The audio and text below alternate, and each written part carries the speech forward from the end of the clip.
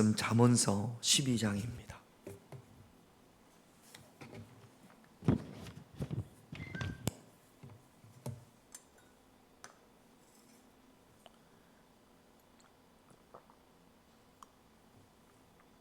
잠언서 12장 18절 한 절만 같이 있습니다. 칼로 찌름같이 함부로 말하는 자가 있거니와 지혜로운 자의 혀는 양약과 같으니라. 아멘. 어릴 때 시골에 큰 집에 가면 어른들이 경운기를 끌고 냇가로 가서 경운기에다가 뒤에 짐 실는 데다가 한가득 모래를 싣고 와서 마당에다가 모래를 다 이렇게 엎어 놓습니다. 그리고 시멘트와 같이 물을 붓고 섞어서 그 다음에 제가 생각하기로 요만한 상자 쇠가 있어요. 쇠인가 나무인가 하여튼 거기에다가 시멘트를 이렇게 부어서 네모난 상자 틀에다가 시멘트를 부어서 톡톡톡톡 해서 뭔지 압니까? 거꾸로 탁 엎어서 쏙 빼면 그 모양이 되죠. 그렇죠? 보신 적이 있나요? 벽돌 만드는 겁니다. 또 다음에 삽으로 푹 떠서 탁 놓고 톡톡톡 두드리고 쏙 뒤집으면 이번에는 어떤 모양이에요? 아까하고 똑같은 모양이에요. 100번을 해도 모양이 똑같습니다. 그래서 말려서 그걸 벽돌을 잘 쌓죠. 어떤 때는 동그랗게 됐다가 어떤 때는 세모로 됐다가 어떤 때는 오각형으로 됐다가 그래요, 안 그래요? 똑같습니다. 우리가 2주 동안 선한 말의 능력이라는 말씀으로 기도하고 있지 않습니까? 이게 뭐냐면 말의 폼을 만드는 거예요. 상자. 해석의 상자를 만드는 겁니다.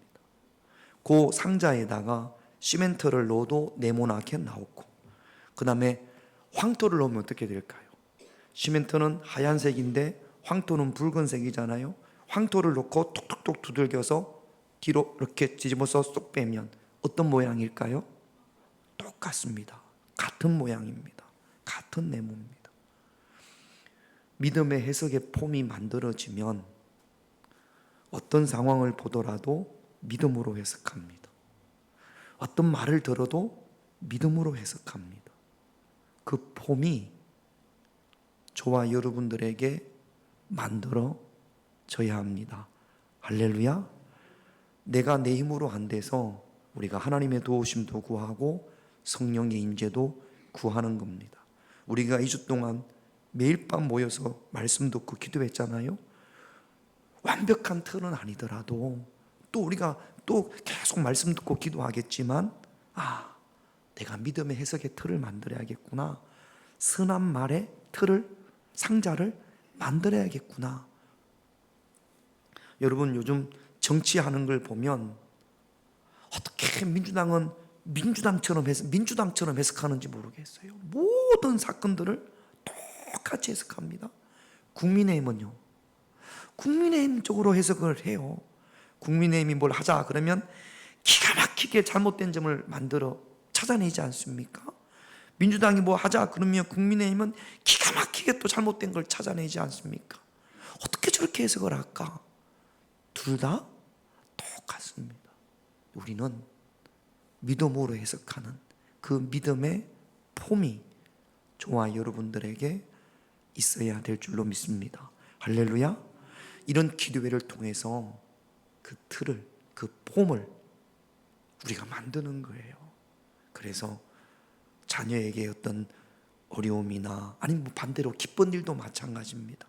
어떤 일이 벌어지더라도 그 네모 안에 쏙 넣어서 쏙 뒤집으면 똑같은 모양이 나오는 것처럼 그렇게 우리가 믿음으로 해석할 수 있는 폼, 이름은 기도회를 통하여 꼭 만들어지는 여러분들이 되시기를 주님의 이름으로 축원드립니다. 할렐루야. 주일날 어느 만한 애가 엄마랑 같이 교회를 오는데, 이제 엄마하고 손을 잡고 오는데 아이가 막 이렇게 장난을 치고 그러다 보니까 이렇게 뭘 이렇게 뭘 잡고 어떻게 해서 이렇게 흙이 바지에 묻기도 하고 막 애들이 장난을 치잖아요. 그러니까 엄마가 참다가 화가 나가지고, 야! 지랄 좀 그만해. 지랄 좀 그만하고 빨리 교회 가. 그렇게 이야기를 했어요. 교회 도착을 했어요. 목사님이, 은우야, 아이고 은우 교회 왔네. 은우야, 집에서 교회까지 오는데 얼마나 걸려? 그랬더니 은우가 예, 지랄하고 오면 30분 걸리고요, 지랄 안 하고 오면 15분 걸려요. 그러더랍니다. 어떻게 여러분은 지랄하라고 옵니까? 지랄 안 하고 옵니까? 우리는 지랄하고 하지 말고 와야겠죠. 그러니까 여러분, 말이 화가 나니까 애들이 하도 막 애가 장난을 치니까 지랄 좀 그만해 한 게 애가 그대로 듣고, 우리가 이 말에 어떤 틀이 고정되어 있으면, 그렇게 틀이 고정되어 있으면 안 되지 않습니까? 이 아이도 엄마의 말에 그 틀을 그대로 받잖아요. 아이들이 욕을 잘하잖아요. 욕 잘하는 아이들은 그 욕을 누구한테 배우겠습니까? 부모한테 배우는 거죠. 아이들이 쓰는 어떤 어휘라든지 이런 것들이 부모님으로부터 그 틀을 그대로 이어받습니다. 그런데 3살 버릇이 몇 살까지 간다고요? 어릴 때 부모님으로부터 받은 그 은혜의 틀, 선한 말의 틀을 받으면, 그러면 그게 80까지 80까지 갈 텐데, 그렇지 못하니까 그 틀이 계속 잘못된 언어의 습관들이 이어져 오고, 그 다음에 그 삶의 인생이 되는 겁니다. 잠언서 12장 18절을 다시 한번 볼까요? 같이 있습니다. 칼로 찌름같이 함부로 말하는 자가 있거니와 지혜로운 자의 혀는 양약과 같으니라. 함부로 돈을 쓴다, 함부로 출발한다, 함부로 만진다, 함부로 만든다, 함부로 요리한다, 그런 표현들을 쓰지 않습니까? 함부로 말한다. 함부로라는 단어가 사전을 찾아보면 이렇게 되어 있습니다. 조심하거나 깊이 생각하지 아니하고 마음 내키는 대로 마구. 함부로가 그런 뜻입니다. 그러면 함부로 말한다라는 것은 조심하지도 않고 깊이 생각하지도 않고 마음 내키는 대로 마구 말하는 것, 이것이 함부로 말하는 거죠. 우리가 지난 한 주간 동안 선한 말의 능력으로 기도했고 말씀을 드렸습니다. 한 주간 동안 들은 말씀과 적용을 해본다면, 함부로 하는 말은 우리의 입이, 내 입이 하나님 말씀에 다스림을 받지 않고 내 마음대로 내뱉는 말, 이것이 함부로 하는 말일 겁니다. 예수님께서 마태복음 5장에 보면 8가지 복에 대해서 말씀을 하시는데, 3번째 복이 뭐냐면 온유한 자의 복입니다. 마태복음 5장 5절을 볼게요. 같이 있습니다. 온유한 자는 복이 있나니 그들이 땅을 기업으로 받을 것이며. 함부로와 반대되는 의미가, 성경적인 의미가 온유입니다. 온유는 헬라어로 프라우스라고 해요. 발음이 프라우스. 우리는 온유하면 부드러운 걸 말하지 않습니까? 부드러운 말, 이런 말들을 온유한 말이라고 생각을 하는데, 원어 자체는 부드러운 말이 아니에요. 맹수들, 사자나 호랑이를 훈련을 잘 시켜서, 그래서 조련사의 말에 조련사가 손 하면 그 큰 맹수가 손을 이렇게 올리고, 앉아 그러면 호랑이가 앉고, 또 조련사가 손을 이렇게 하면 그 큰 곰이 또르륵 구르고, 요럴 때 이제 이 맹수가 프라우스해졌다, 다스림을 받는 겁니다. 날씨가 뜨거울 때 너무 더워요. 나무꾼이 나무를 하는데 너무 더워서 나무를 할 수가 없어요. 그런데 저쪽 산에서 시원한 바람이 불어올 때 기온이 프라우스해졌다, 다스림을 받는 겁니다.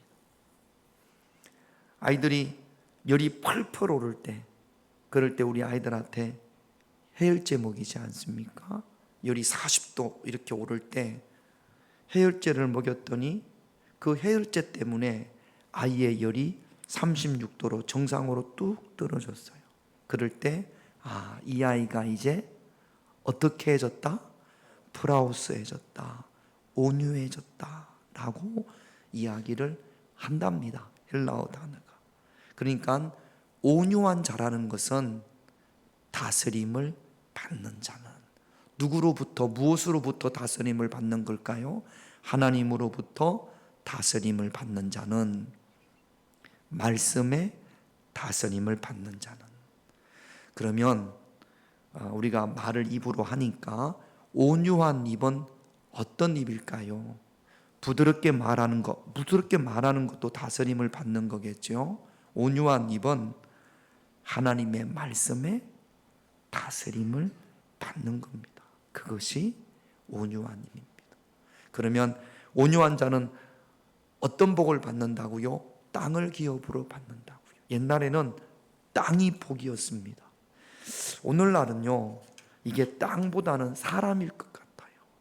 온유한 자는 하나님의 말씀으로 다스림을 받는 자, 다스림을 받아서 말하는 자는 어떤 복을 받냐면 하나님께서 좋은 사람들을 그에게 붙여 주십니다. 그래서 우리가 땅을 기업으로 받기 위해서, 이게 복된 자라고 했으니까 저와 여러분들의 입이 하나님의 말씀에 다스림을 받는 온유한 입이 되어져야 할 줄로 믿습니다. 그래서 하나님께서 좋은 사람들을 여러분들에게 기업으로, 복으로 줄 수 있는 그런 복된 인생이 저와 여러분들의 인생이 되어져야 합니다. 그래서 지혜로운 사람은 하나님의 말씀에 다스림을 받는 온유한 입을 가진 사람입니다. 온유한 입을 가진 사람이 선한 말을 할 수 있고, 온유한 입을 가진 사람이 선한 말의 열매를 맺는 겁니다. 그래서 우리는 다스림을 받지 못하는 함부로의 입이 아니라 지혜로운 자가 되어서 하나님의 말씀에 다스림을 받는 온유한 입을 소유하는 그런 저와 여러분들이 되셔야 될 줄로 믿습니다. 우리가 오늘 기도하면서 내가 특별히 하나님의 말씀에 다스림을 받지 못할 때가 언제인지, 고난이 올 때인지, 아니면 유혹이 있을 때인지, 아니면 낙심될 때인지, 우리가 모든 상황 가운데에서 다 하나님의 말씀에 다스림을 받으면 너무 좋겠습니다만, 우리가 연약한 부분들이 있어서 우리가 동일한 부분에서 다 다스림을 받지 못하지는 않을 거예요. 각자 약점이 있어서 또 그 부분을 집요하게 마귀가 공격을 합니다. 그래서 늘 넘어지는 부분에서 그 부분에서 넘어지고 그 부분에서 넘어집니다.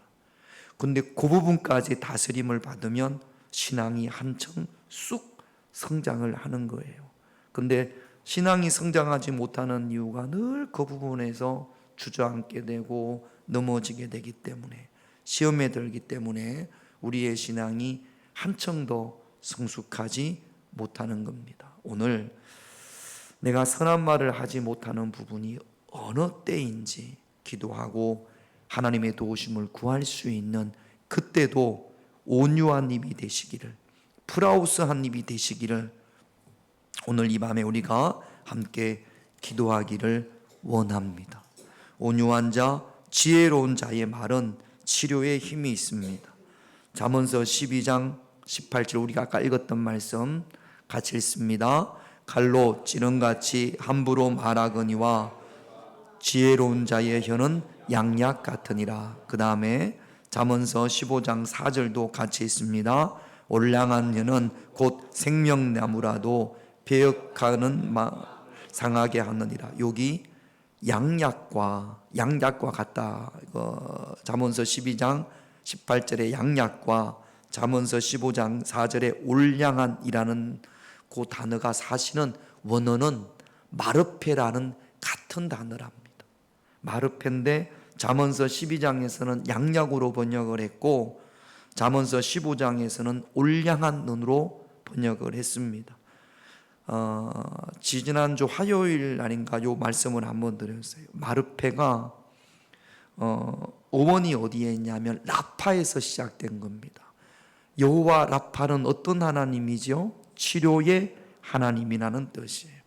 양약도 올량한도 치료의 의미가 있습니다. 저거를 제가 영어 성경을 한번 찾아봤더니 영어 성경에서는 요 올량한 혀를 뭐라고 번역을 했냐면 힐링이라고 번역을 했어요.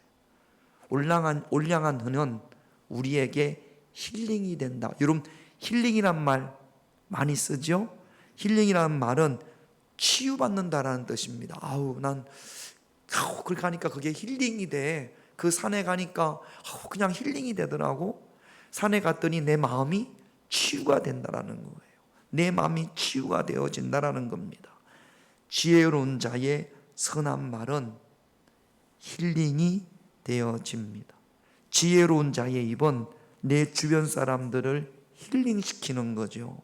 지혜로운 자의 입은 내 주변 사람의 마음을 치유합니다. 그런데 함부로 하는 말은요, 칼로 찌름과 같습니다. 그래서 내 주변 사람들에게 힐링과 반대가 상처를 주고 병들게 합니다. 여러분, 우리 예수 믿는 사람들이잖아요.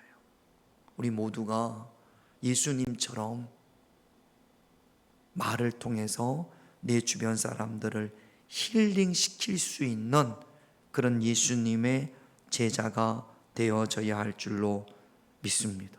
교회를 오랫동안 다녔는데도 주변 사람들에게 늘 함부로 말을 해서 칼로 찌른 것 같이 상처를 주고 병들게 한다면, 그렇다면 우리는 예수님의 제자로서의 자격이 없는 거거든요. 아직도 예수님의 믿음의 그 틀, 해석의 틀이 아직도 없는 거거든요. 우리의 연약함입니다. 그래서 이런 기도의 시간을 통해서 깨닫고 하나님께 도움을 구하고 기도해야 될 줄로 믿습니다. 여러분, 선한 말은요, 에베소서 4장 29절을 보면 같이 읽습니다. 오직 덕을 세우는 데 소용되는 대로 선한 말을 하여 듣는 자들에게 은혜를 끼치게 하라.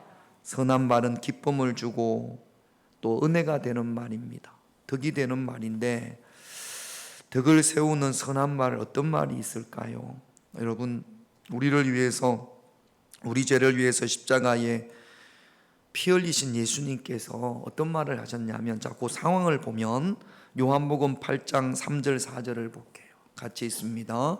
서기관들과 바리새인들이 음행 중에 잡혀온 여자를 끌고 와서 가운데 세우고 예수께서 말하되, 선생이여, 이 여자가 간음하다가 현장에서 잡혔나이다.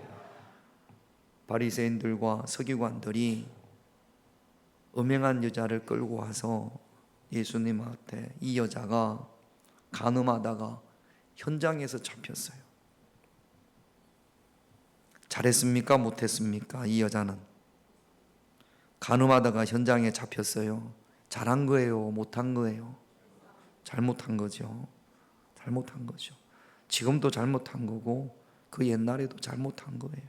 그러면 예수님 시대에 간음하다가 현장에 자서 잡히면 간음한 여인은 율법에 어떻게 하라고 되어져 있습니까? 돌로 쳐 죽이라고 되어 있죠. 그게 율법이고 그게 옳은 행동입니다. 돌로 쳐 죽여야 돼요. 이 여인은 돌에 맞아 죽어야 됩니다. 그게 율법이고 그게 옳음입니다. 그게 정의니까요. 근데 예수님께서는 뭐라고 말씀을 하셨냐면 요한복음 8장 11절을 볼게요. 예수님께서 이렇게 말씀을 하십니다. 이 여인에게 뭐라고 했느냐? 같이 있습니다. 예수께서 이르시되 나도 너를 정죄하지 아니하노니 가서 다시는 죄를 범하지 마. 하나님이신 이분도 우리 이 사건을 너무 잘 알잖아요. 너희 중에 죄 없는 자가 먼저 돌로 치라 그렇게 해놓고 예수님께서 아니 그 바리새인과 서기관들은 죄가 있으니까 돌로 못 친다고 하지만 예수님은 죄가 있어요 없어요? 없어요. 그 중에 유일하게 자격 있는 한 분이 이 여인을 향해서 돌을 던질 수 있는 자격 있는 한 분이 한 사람이 예수님이에요. 유일하게 예수님만이 여인에게 죄 없으신 예수님만이 이 여인에게 돌을 던질 수 있습니다. 그런데 예수님께서 나도 너를 정죄하지 아니하노. 나도 율법대로 너에게 돌을 던지지 아니하노니 그렇게 말씀을 하세요. 여러분 사람을 변화시키는 것은 법이 변화시키는 게 아닙니다. 우리나라에 법이 없어서 이렇게 많은 범죄들이 있습니까? 법이 사람을 변화시키는 게 아니에요. 옳은 말이 사람을 변화시키는 게 아닙니다. 사람을 변화시키는 것은 사랑과 용서예요. 나도 너를 정죄하지 아니하노니 다시는 죄를 범하지 말라. 예수님의 말씀은 이 여인을 향한 예수님의 말씀은 용서의 말씀이었고 위로의 말씀이었고 예수님의 말씀이 이 여인을 살리는 말씀이었습니다. 교회 전성에 따르면 예수님의 머리에 옥합을 깨고 예수님의 머리에 부었던 여인 막달라 마리아라고 알려져 있죠. 또 부활절 새벽 가장 일찍 향품을 가지고 예수님의 무덤을 찾아갔던 여인, 그 여인이 바로 지금 간음하다가 현장에서 잡혀서 법대로 돌에 맞아 죽을 이 상황에서 예수님으로부터 은혜를 받은 그 여인이라고 합니다. 예수님의 말씀은 이 여인에게 기쁨이었고 예수님의 말씀은 이 여인에게 무한한 용서였고 예수님의 말씀은 이 여인에게 치유였고 예수님의 말씀은 이 여인을 살리는 선한 말입니다. 여러분 우리는 예수님의 제자예요. 그러면 다른 어떤 것보다 다른 어떤 누구보다 예수님을 닮아야죠. 할렐루야. 그래서 우리는 이런 예수님의 믿음의 폼을 우리가 닮아야 되는 겁니다. 간음하다가 현장에서 잡힌 여인을 향해서 돌을 던지는 것은 예수님의 폼이 아니지 않습니까? 나도 너를 정죄하지 아니하노니 다시는 죄를 범하지 말라. 이것이 예수님의 폼입니다. 이게 쉽지 않아요. 40년, 50년을 예수를 믿고 성경을 수십 번을 읽고 수천 번 예배를 드린 사람들도 간음하다가 현장에 잡힌 여인을 보면 돌을 먼저 드는 경우들이 참 많습니다. 예수님께서 이렇게 하셨다는 사실이 성경에 기록되어져 있음에도 불구하고 아마 수십 번 이 부분을 읽고 또 읽었을 거예요. 그런데도 잘 되지를 않습니다. 그래서 우리가 하나님 앞에 부르짖어 기도해야 합니다. 이런 믿음의 폼을, 용서의 폼을, 은혜의 폼을 달라고 하나님 앞에 기도해야 될 줄로 믿습니다. 어떤 노부부가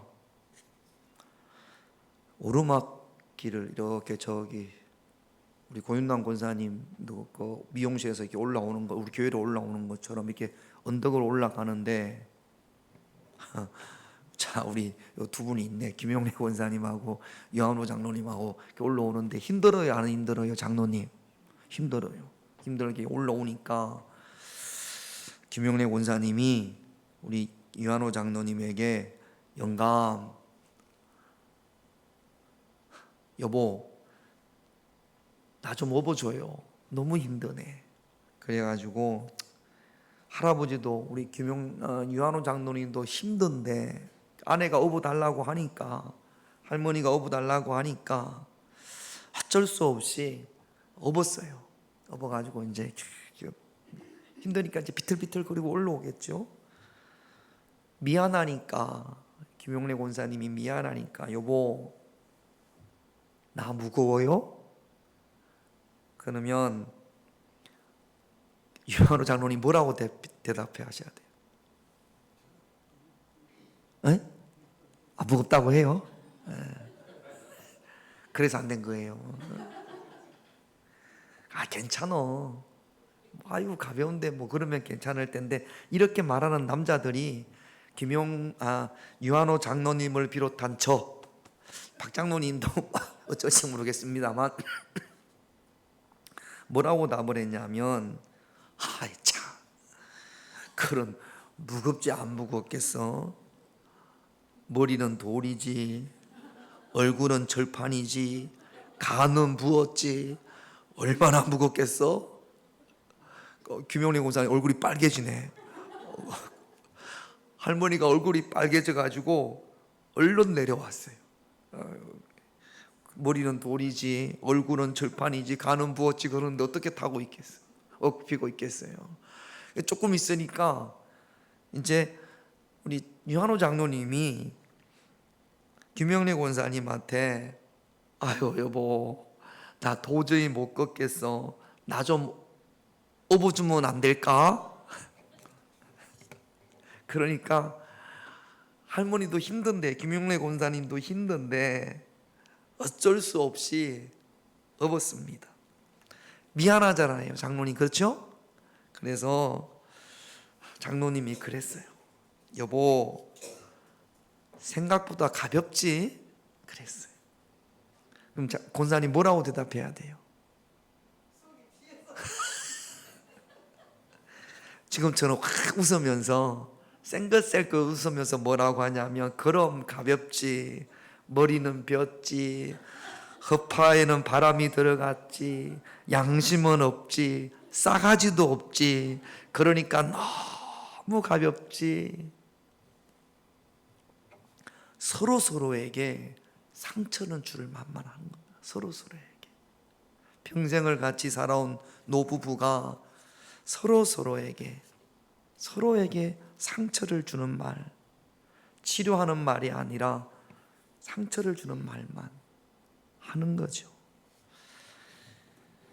이게 여러분, 이 이야기를 들으면, 내가 이제 우리 아내에게 또는 뭐 남편에게, 내 주변 사람들에게 상처 주는 말을 하지 말아야지, 이렇게 생각을 해야 되는데, 저 사람은 늘 나한테 상처 주는 말만 해, 이렇게 내가 피해자인 것처럼 생각해서는, 그러면 더 이상 발전이 성숙해지지가 않습니다. 저 사람은 나에게 뭐라고 하든지 내가 온유한 말, 입으로 선한 말을 해야지, 그런 결단, 그런 마음이 있어야 될 줄로 믿습니다.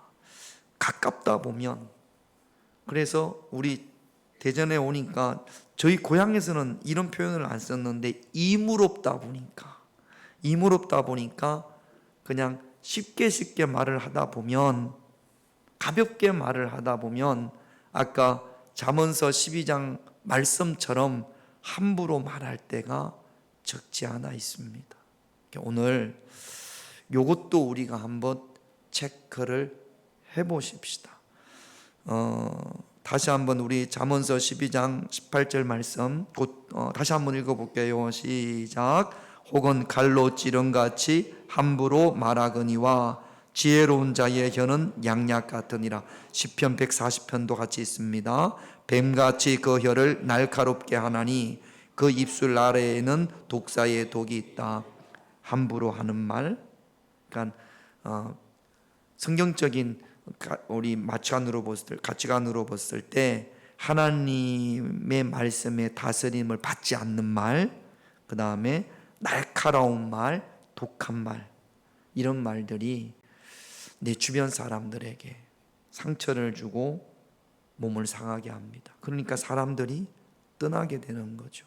그러니까 주변에 좋은 사람이 없습니다. 그러나 온유한 입으로 선한 말을 하는 사람들에게는 하나님께서 땅을 기울여 준다고 했으니까 그런 사람들에게는 좋은 사람들을 하나님께서 보내주실 줄로 믿습니다. 우리 아이들을 위해서 기도할 때 하나님, 우리 은우가, 유연이가 온유한 입을 소유하게 하옵소서. 그래서 우리 하나님으로부터 땅을 기업으로 받게 하옵소서. 우리 자녀들을 위하여 그렇게 기도해야 될 줄로 믿습니다. 90년대 중반에 지존파 사람들을 마구잡이로 죽였던 우리 사회를 떠들썩했던 지존파에 대한 이야기입니다. 이 친구들이 다 사형 선고를 받고 사형을 당한 걸로 제가 알고 있습니다. 그 중에 지존파 중에 이제 우두머리 격이었던 나이가 제일 많은 사람의 이야기가 알려진 적이 있습니다. 초등학교 시절에 집이 가난해서 준비물을 준비할 수가 없었어요. 그래가지고 늘 선생님한테 혼납니다. 너는 벌써 몇 번째 알면서도 이 크레용을 안 가지고 와. 도대체 몇 번째야? 무슨 정신이야? 집이 가난해서 크레용을 살 돈이 없다라는 말을 자존심이 상해서 못한 겁니다. 안 한 겁니다. 이렇게 이렇게 보고 있으니까 반항한다고 선생님이 또 아이를 때리면서 뭐라고 했냐면, 이 무식야, 없으면 훔쳐서라도 가져와야지. 아마 이런 말들을 선생님들이 하실 수도 있어요. 이 친구는 그렇게 들었답니다. 훔쳐서도 가져와야지. 맨날 준비를 안 하면 어떡해. 그때부터 이 아이가 학교에서 준비물을 가져오라고 하면 훔쳐서라도 가져갔답니다. 그 선생님의 말 한마디가 이 아이의 인생을 완전히 바꾸고 나중에는 대한민국을 떠들썩했던 그런 살인마가 되어진 거죠. 여러분, 말 한마디가 인생을 완전히 망하게 할 수 있고 사회의 악으로 자리 잡게 할 수 있다라는 말입니다. 그러므로 우리는 매번 그렇지는, 이제 이게 폼이 되면 이 폼을 만들기가 어려워서 그렇지, 폼이 만들어지면 그러면 아마 선한 말을 하는 것이 그렇게 어렵지는 않을 겁니다. 틀이 만들어지면. 그리고 또 한 가지 우리가 명심해야 될 것은, 우리가 이 세상을 살아가면서 선한 말을 들을 때가 많습니까? 그렇지 않은 말을, 사려 깊지 않은 말을 들을 때가 더 많습니까? 위로받고 그 다음에 또 치유가 되는 그런 말을 들을 때보다는 상처가 되는 말을 들을 때가 더 많을 수 있습니다. 어떤 말을 들을 때마다 내가 상처를 받고 분노하고 그러면 이거 참 안타까운 일입니다. 마음을 상하게 하는 말을 듣고도 마음이 상하지 않는 것, 이것이 능력인 줄로 믿습니다. 성경은 우리에게 그렇게 말씀을 하세요. 사랑했던 친했던 친구가 배신을 했을 때, 뼈를 찌르는 것 같은 말을 들었을 때, 성경에도 보면 다윗도 상처받을 수밖에 없는 말을 들었고, 또 시편 기자도 우리가 어제 봤던 것처럼 뼈를 찌른 것 같은 그런 너무나 악한 말들을, 비방의 소리를, 억울한 말을 들었단 말이죠. 그럴 때 어떻게 했습니까? 어제 말씀 시편 42편 5절에 보면 이거 우리가 폼이 되어져야 됩니다. 같이 있습니다. 내 영혼아, 내가 어찌하여 낙심하며 어찌하여 내 속에 불안해하는가? 너는 하나님께 소망을 두라. 그가 나타나 도우심으로 말미암아 내가 여전히 찬송하리다. 내가 나의 영혼에게 억울하게 비방의 말을 들었을 때, 내 뼈가 찔린 것 같은 그런 악한 말을 들었을 때, 그것 때문에 우리는 상처받고 낙심합니다. 그럴 때 내가 내 영혼에게, 내 영혼아, 내가 어찌하여 낙심하며 어찌하여 내 속에서 불안해하는가? 하나님께 소망을 두라. 하나님을 찬송하라. 말할 수 있는, 내가 내 영혼에게 말할 수 있는, 하나님의 도우심을 구함으로 내가 내 영혼에게 말할 수 있는 그 믿음의 해석의 폼이 저와 여러분들에게 있어야 될 줄로 믿습니다. 어떤 말을 듣더라도 내가 내 영혼에게 하나님께 소망을 둠으로 선한 열매를 찍어낼 수 있는, 우리가 그런 틀이 있으면 이게 능력이니까, 정말로 이게 믿음이니까, 그런 믿음의 틀, 해석의 틀, 말의 어떤 폼을 가지고 있어서 좋은 열매를 찍어낼 수 있는, 열매 맺을 수 있는, 만들 수 있는 그런 저와 여러분들이 되시기를 우리가 기도해야 될 줄로 믿습니다.